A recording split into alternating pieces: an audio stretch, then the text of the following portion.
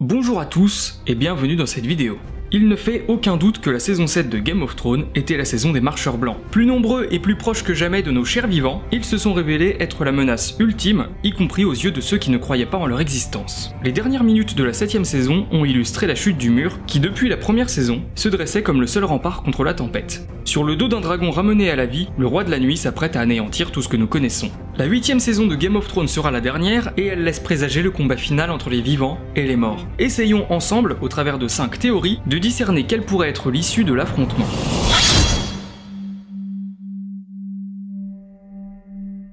La victoire des marcheurs blancs est une théorie qui revient très souvent quant à la fin de Game of Thrones. Les vivants périraient tous sous l'attaque des morts et le roi de la nuit régnerait sur Westeros. Si cette fin est pessimiste, elle est néanmoins plausible dans une œuvre telle que Game of Thrones, où les héros n'ont jamais vécu bien longtemps et où le mauvais l'emporte sur le bon. Qu'il serait cruel de nous avoir dépeint le parcours héroïque de personnages passionnants pour finalement les tuer dans le dernier combat. Typique de George R.R. Martin si l'on y réfléchit. Si ce final en fait rêver plus d'un, il est pourtant en contradiction avec les propos de l'auteur qui promet une fin douce amère. La victoire des marcheurs blancs serait totalement dénuée d'espoir et donc, en toute logique, loin d'être en accord avec les dires de l'écrivain. À moins que la victoire des marcheurs blancs soit contrebalancée par un message d'espoir, l'apparition d'un personnage capable de les renverser, la promesse que tout n'est pas perdu. Un final qui ne serait pas vraiment en adéquation avec l'esprit global de la série, mais qui correspondrait aux paroles de George R.R. Martin.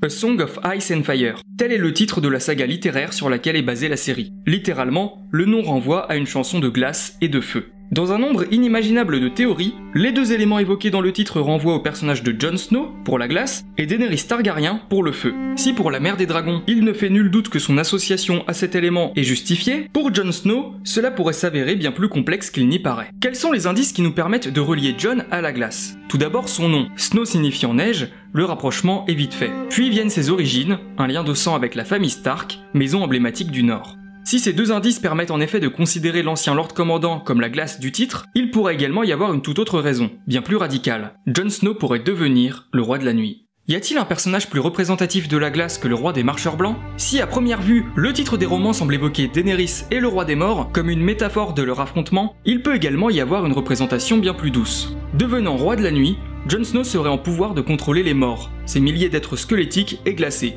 Il pourrait alors repartir avec son immense armée dans les contrées les plus froides de Westeros, loin derrière les restes du mur.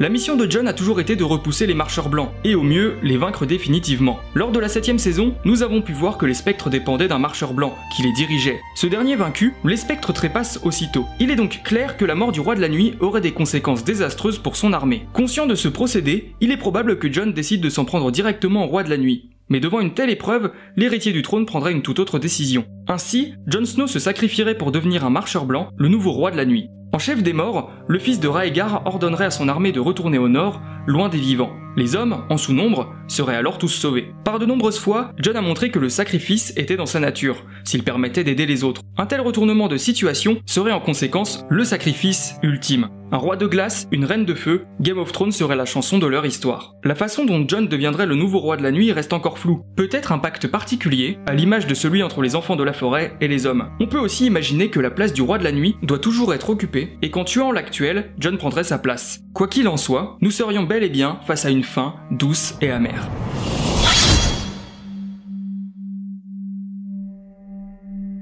Beaucoup voient en Game of Thrones une fable écologique, et il faut dire que l'histoire des marcheurs blancs s'y prête bien. Quand les premiers hommes sont arrivés sur Westeros, bien avant le début de la série, les enfants de la forêt étaient les seuls habitants du continent. Si l'arrivée des premiers n'a pas posé de problème au départ, c'est lorsque ceux-ci ont commencé à couper les arbres et saccager la nature que les seconds leur ont déclaré la guerre. N'ayant aucune chance contre la force des hommes, les enfants de la forêt usèrent de la magie. Ainsi, ils créèrent de leurs mains le premier marcheur blanc, le célèbre roi de la nuit. Le but premier de celui-ci est donc d'empêcher les hommes de détruire la nature. Plus écologique, tu meurs. La suite, vous la connaissez. Les marcheurs blancs se retournèrent contre leur créateur, et ce n'est qu'unis que les enfants de la forêt et les hommes purent repousser la menace glaciale. Alors, on pourrait penser que les créatures de glace incarneraient une entité écologique, protectrice de la nature et décidée à éradiquer les hommes qui la détruisent. Mais figurez-vous que l'on peut pousser le raisonnement encore plus loin quant au rôle des marcheurs blancs. Et si les autres, comme ils sont nommés dans les livres, étaient un instrument de la nature pour équilibrer les éléments? La réapparition des marcheurs blancs au début de la série ne serait pas un hasard si l'on en croit cette théorie.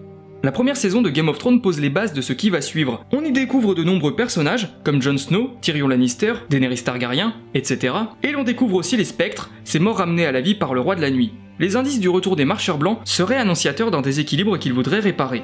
L'une des intrigues majeures de Game of Thrones est celle de Daenerys Targaryen, dont l'ascension est au cœur de la série. Comme nous l'avons dit précédemment, Daenerys peut être considérée comme le feu dont parle le titre des romans. Et même si l'on omet ce détail, elle est la mère des dragons, 3 sublimes créatures qui représentent avec force le pouvoir des flammes. L'apparition de ces 3 cracheurs de feu serait l'une des raisons du retour des marcheurs blancs. Pour bien comprendre cet argument, il est nécessaire de revenir à la base du problème. La glace, incarnée par les autres, est en opposition avec le feu. C'est l'équilibre de ces 2 éléments que cherchent les marcheurs blancs. Vous vous doutez bien que l'apparition de 3 bêtes immenses, symbole même du feu, cause un déséquilibre profond.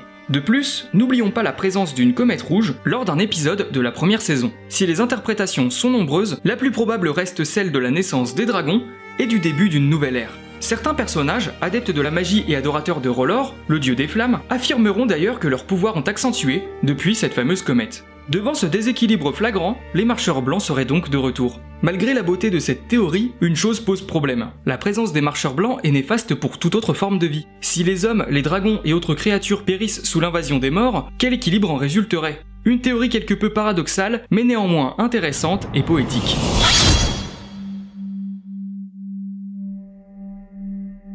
Les astres ont un rôle important dans la mythologie de la série. La comète évoquée précédemment en est bien la preuve. Se pourrait-il qu'un phénomène astrologique soit le signe de la victoire pour nos héros? Tout repose sur un plan de la 7ème saison, alors que Sam est à la citadelle. Nous avons déjà pu le remarquer au cours de la série, les livres ont une grande importance. Que ce soit pour conter d'anciens récits, apporter des éléments importants à l'histoire, de quoi créer diverses théories. Ainsi, au cours d'une discussion presque banale, Vert avait pu lire que Rhaegar Targaryen et Lyanna Stark s'étaient mariés.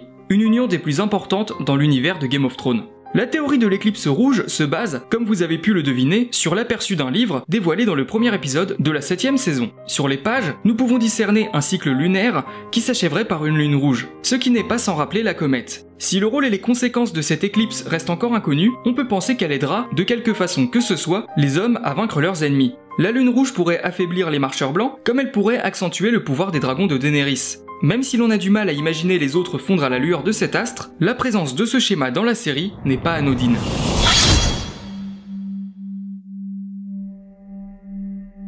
Le lien entre le roi de la nuit et Bran Stark est travaillé par les showrunners depuis la 6ème saison. Au travers des visions du jeune Stark, nous avons pu en apprendre plus sur le passé des marcheurs blancs, sur la création du roi de la nuit et sur leur avancée en direction du sud.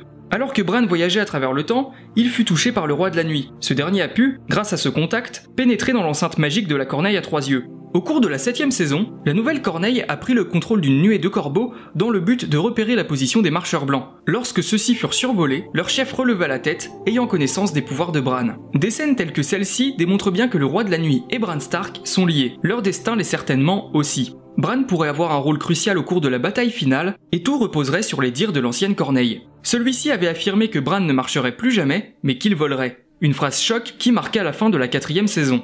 Voler, Bran l'a déjà fait, via les oiseaux dont il peut prendre le contrôle. Mais en prenant en compte l'accroissement de ses pouvoirs, le jeune homme pourrait bientôt contrôler quelque chose de beaucoup plus grand. Vous l'avez certainement deviné, Bran pourrait contrôler un dragon, un animal volant imposant et qui joue un rôle dans la guerre contre les autres. Mais quel dragon alors ? Drogon obéit déjà à Daenerys et il agit en grand protecteur. Rhaegal sera chevauché par Jon, qui en Targaryen dirigera sans problème son nouveau compagnon. Quant à Viserion, il est désormais sous la main du roi de la nuit, avec lequel il a détruit le mur. Et pourtant, si Daenerys a fait une croix définitive sur Viserion, son ancien dragon pourrait être la clé de la victoire. Si les pouvoirs de Bran continuent d'accroître, alors la nouvelle Corneille pourrait prendre le contrôle de Viserion et débarrasser le roi de la nuit d'un de ses plus grands atouts. Sans Viserion, le roi de la nuit serait alors plus accessible, permettant à Jon de venir l'affronter plus facilement. Bran conduirait à la chute du roi de la nuit, mettant un terme au combat.